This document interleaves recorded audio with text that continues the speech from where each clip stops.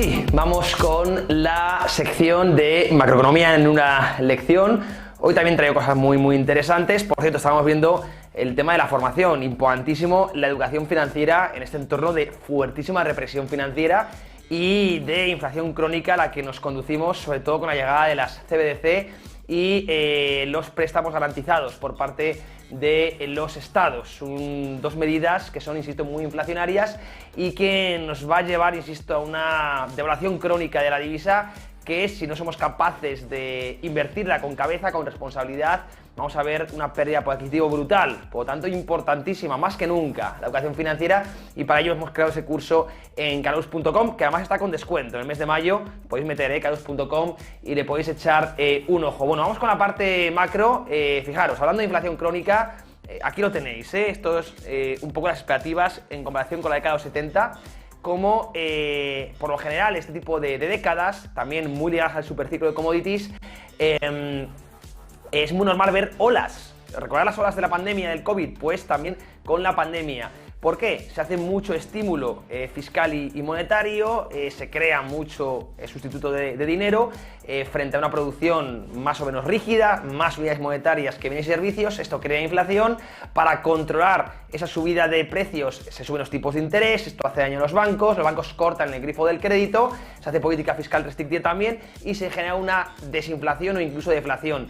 La desinflación o inflación muchas veces va ligada a recesión económica, y para evitar la recesión se comienza de nuevo a hinchar la burbuja con estímulos, helicóptero monetario, también baja de tipos de interés, nuevos quantitative easing, y eso infla de nuevo la inflación y se crea una segunda ola que suele ser bastante más devastadora que la primera. Yo siempre, además lo tenemos muy reciente, ¿no? Estos gráficos con los que nos enseñaban de las olas de COVID, ¿no? De la pandemia, cómo se expandía por completo, luego medidas de restricción, ¿no? Aquellos encierros, toques de queda, mascarillas, hacían que se bajaran mucho los contagios.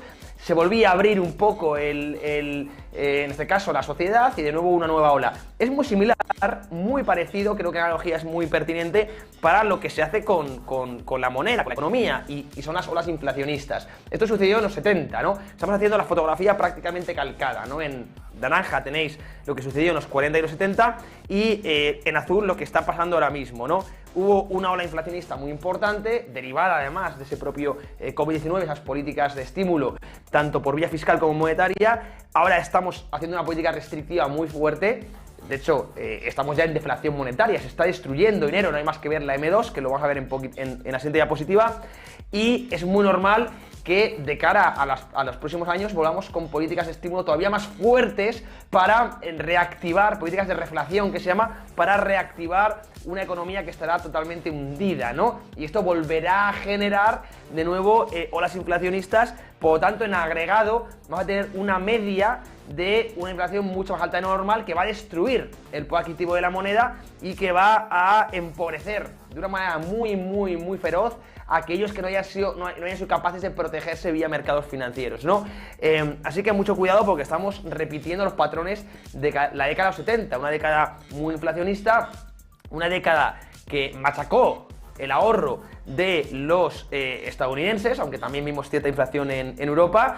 En Europa aún no teníamos el euro porque había diversidad en función de cada divisa. La peseta, por ejemplo, la moneda que tenemos en España, también sufrió unas inflaciones muy altas, prácticamente del 20-25%, y veremos si vamos de nuevo a esa década. Yo pienso que sí. De hecho, es muy normal que los gobiernos, que además están tirando cada vez más del gasto ante una recesión, vayan todavía con más fuerza con políticas de estímulo, ayudadas, monetizadas por la banca central, en esa alineación que tienen para conseguir inflación y además diluir la deuda en términos reales. Muy peligrosa esta fotografía y vamos directos a vivir una década muy similar.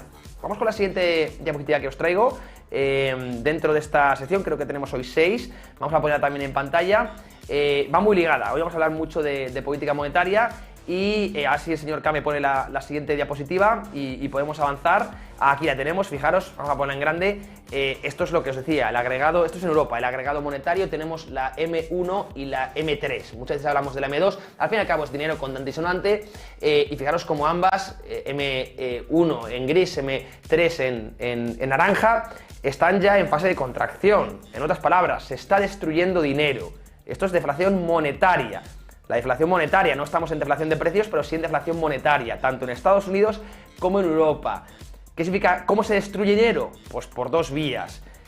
Los préstamos vencen y no se renuevan a través de los bancos no dan nuevos préstamos y los que vencen no se renuevan, o bien hay morosidad, hay impagos. Esas son dos formas de destruir dinero. Bueno, dinero o sustitutos de dinero, como lo queráis llamar, ¿no? Y es lo que está pasando. El sectorial bancario, debido a los problemas de liquidez, incluso de solvencia, han cortado el grifo del crédito, están siendo conservadores. También hay dos razones por las que los bancos no prestan, o bien porque el propio banco quiere ser conservador para cumplir también con la regulación vigente, sobre todo Basilea III, y también porque la propia población no quiere endeudarse más. Ante una situación de empobrecimiento, peor poder adquisitivo, bueno, pues quizá haya que agacharse el cinturón y no vivir tanto en base a deuda. Y es lo que estamos viendo, ni los acreedores están dando préstamos, ni los deudores están queriendo tomar préstamos. Se destruye dinero y deflación monetaria, esto es muy recesivo. Se corta totalmente el pulmón, el corazón de la economía. Y ante esto, ya os digo que no tardarán mucho en saltar la caballería, tesoros y bancos centrales cuando empieza a haber la chamusquina de ver a la economía para estimularla con más fuerza que nunca y dando posiblemente a una nueva ola de inflación, como comentábamos en la primera diapositiva. Vamos a avanzar en esta sección, ahí la tenéis, la tercera. Fijaros, en China, estamos hablando mucho de Estados Unidos, de Europa, pero en China el crédito tampoco es que esté fluyendo, ni mucho menos. Fijaros el último máximo decreciente, esto es el crédito. El crédito lo dan los bancos comerciales, los bancos centrales no crean dinero. Error que se comete mucho, incluso economistas y profesores de finanzas, ¿no? Tienden a confundir, los bancos crean reservas, los bancos centrales crean reservas, que es dinero interbancario. Bien, yo siempre lo comparo con el dinero de un casino, por ejemplo. Una fecha del casino te vale para usar en el casino, ahí sí es dinero. Y las reservas son dineros interbancarios, pero no te vale una fecha del casino para ir a comprar a un supermercado un brick de leche o una botella de vino, ¿verdad? Esto es lo mismo, las reservas bancarias no valen para que un ciudadano pueda comprar productos. Por lo tanto, los bancos centrales no crean dinero, son los bancos comerciales los que crean dinero, sustitutos de dinero, si lo queréis, ¿no? Si nos ponemos un poco técnicos. Y el sectorial bancario chino ha cortado el grifo del crédito. Fijaros, máximo el creciente, de hecho la tendencia es muy mala, cada vez hay menos crédito en la economía. ¿Por qué? Porque ahora mismo estamos esperando que el gobierno comunista anuncie políticas de estímulo, como reducir el coeficiente legal de caja, es decir, obligarles a tener menos reservas a los bancos para que puedan prestar más y bajar los tipos de interés. Estas medidas expansivas que puede anunciar en próximos días el gobierno comunista y que son agua de mayo para las bolsas, vienen derivadas de esta falta de crédito en la economía china, que están afectando mucho los datos macro. Hemos visto PMIs, hemos visto producción industrial, hemos visto el propio PIB, ¿no? Y las expectativas de crecimiento que son muy bajas. Y lo que quiere el propio gobierno es cambiar un poco esa dinámica y que a través de política expansiva pues pueda cambiar un poco esa situación y que el crédito fluya a la economía. Más crédito, efecto multiplicador, suele tener además un efecto muy inmediato en datos macro de crecimiento, ¿no? Vamos con la siguiente diapositiva. La cuarta que os traigo, aquí lo veis. Fijaros, hablando del lado técnico, llevamos tiempo aquí en Trading Pro y en Calus diciendo que estamos en una lateralidad tremenda. Fijaos, SP500 en el último mes ya cotizando en un entorno del 3%, en un rango del 3%. Esto es el mínimo rango que hemos tenido en los últimos 16 meses. Tremendo, ¿no? La zona de congestión, estrechamiento del precio, poca volatilidad, lateralidad, como lo queráis llamar. Momentos complicados de mercado, no se está moviendo el mercado, no estamos teniendo rangos, movimientos para aprovechar pues buenas inversiones. Desde mi punto de vista, sé que hay otros traders que disfrutan mucho, ¿no?, de estos periodos de mucha lateralidad. Yo personalmente no, me gusta más ciclos de cierta, aunque no sean tendenciales, pero sí de rango. Y bueno, momentos difíciles, pero como siempre decimos, el mercado es soberano y hay que adaptarse a ellos. Aún con esas hemos estado operando menos, de momento en positivo, con buena rentabilidad, pero como siempre digo, volverán los movimientos a lo habitual, ¿no? Ya decía Bollinger que a periodos de baja volatilidad le siguen periodos de alta volatilidad, así que es muy normal que en próximas semanas tengamos incluso movimientos explosivos. No sabemos la dirección, podemos plantear que va a ser a la baja o la alta en base a patrones técnicos y fundamentales. La bola de cristal evidentemente no la tenemos, pondremos dinero detrás de esos planteamientos, siempre en base a una gestión monetaria adecuada, pero desde luego lo que es muy seguro es que vendrá un movimiento explosivo, ¿no? Pero lo dicho, el rango es muy bajo, lateralidad absoluta, poca volatilidad, complicado, momentos de complicado, pero es lo que hay, el mercado manda. Vamos con la siguiente diapositiva.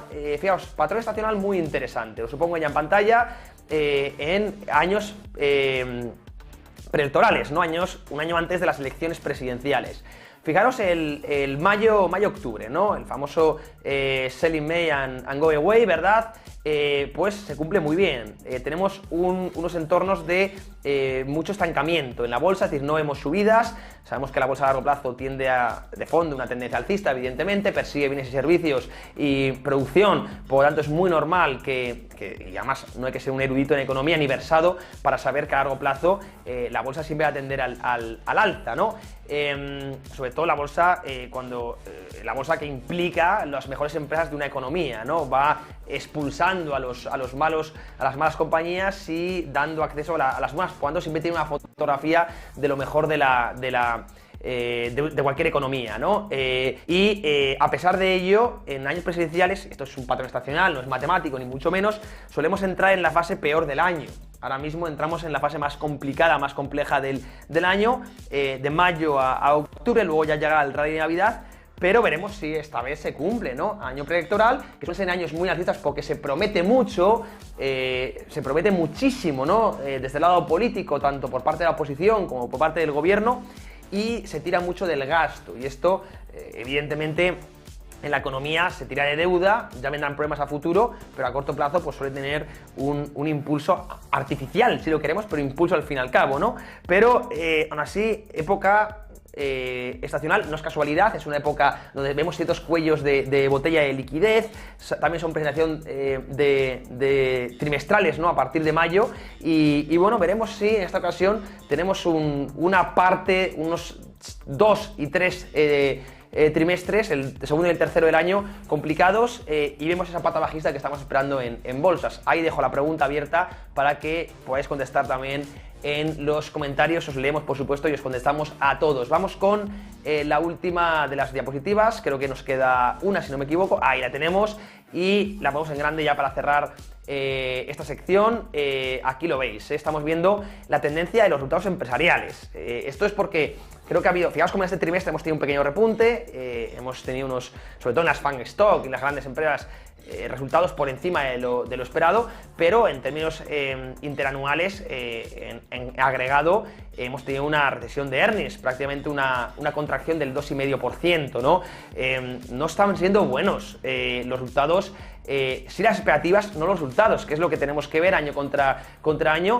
Esto es lo que yo, y bueno, cualquier persona no sesgada, denomina recesión de beneficios, ¿no? Vienen marcando máximos decrecientes, vienen cayendo, bien, que luego podemos ver en el headline que va a tener expectativas, pero esto es una treta más antigua que la tos que hace Wall Street para que el headline parezca positivo, generar cierto optimismo, aunque de fondo tengamos una recesión de beneficios como la que estamos teniendo año contra año. Los beneficios están cayendo, también las de las grandes tecnológicas que siguen sosteniendo índices a pesar de que quizá no estén justificando los múltiplos actuales a los que cotizan, ¿no? Bueno, esto ya es una percepción personal, sigo viendo cotizaciones exigentes en los mercados, en Wall Street, y por ello, entre otras cosas, estamos esperando aún una pata bajista dentro de este bear market en el que aún seguimos. No olvidemos que estamos ahora mismo en un rebote dentro de un mercado bajista. No es que hayamos vuelto a la tendencia alcista secular, ni mucho menos, sino que seguimos dentro de una gran fase correctiva. Con esto sí, ponemos broche final a esta sección. Como siempre, os deseo buen negocio. Soy José Sagoiti, un placer estar una vez más con vosotros. Muchos saludos y besos. Chao. Inversión, bolsa, criptomonedas. Te contamos las noticias que mueven el mercado.